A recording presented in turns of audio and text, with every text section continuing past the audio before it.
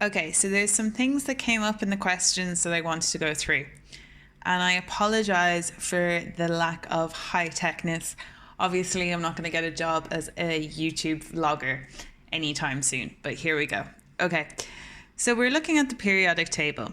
And as we can see, the periodic table is divided into groups. So each column is a group. So we've got group 1, group 2, all the way going up to group 18. So there are 18 groups in the periodic table. Sometimes groups are called families. So families and groups are the same thing. So group equals family. Great. So then it's arranged into rows called periods, okay? So we have 1, 2, 3, 4, 5, 6, 7 periods. So 7 rows, okay? So the columns are called groups or families. The rows are called periods. Now, question number 4 asked you to describe how the periodic table is arranged. And it's arranged by increasing atomic number.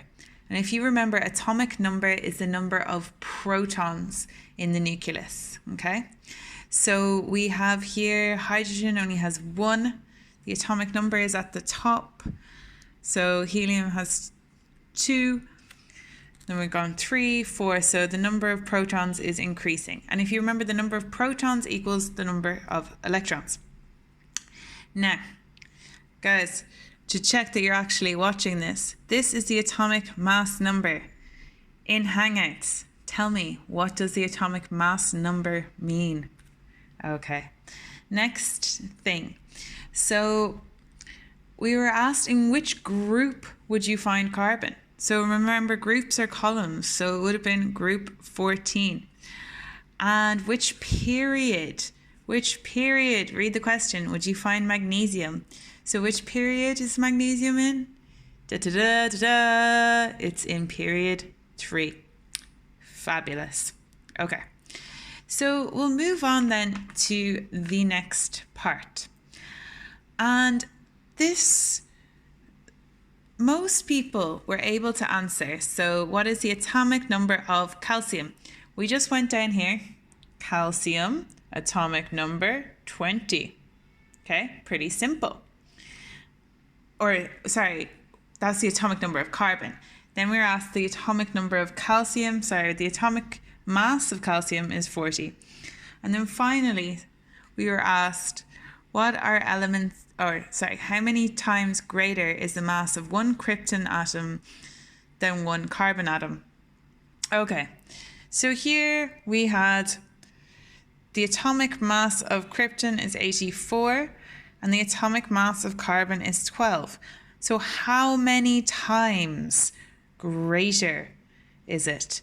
So how many times greater? It is just 84 divided by 12, which gives you 7. So it is 7 times greater. The final question a lot of people got confused on. It was to look at this figure here. So the structure of this drug. And the question asked, identify the names of the different elements and how many atoms of each of the compounds contain.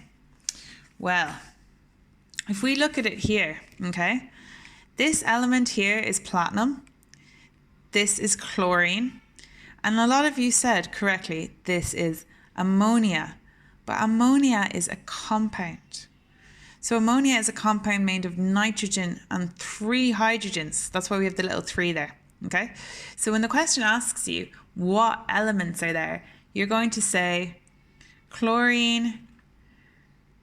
So there's 2 chlorine atoms because we've got 2 chlorines. There's 1 platinum atom. There's 2 nitrogen atoms. And we have 3 hydrogen atoms. Let's look at the next example, a new example. This is the formula for, does anyone know? It's glucose.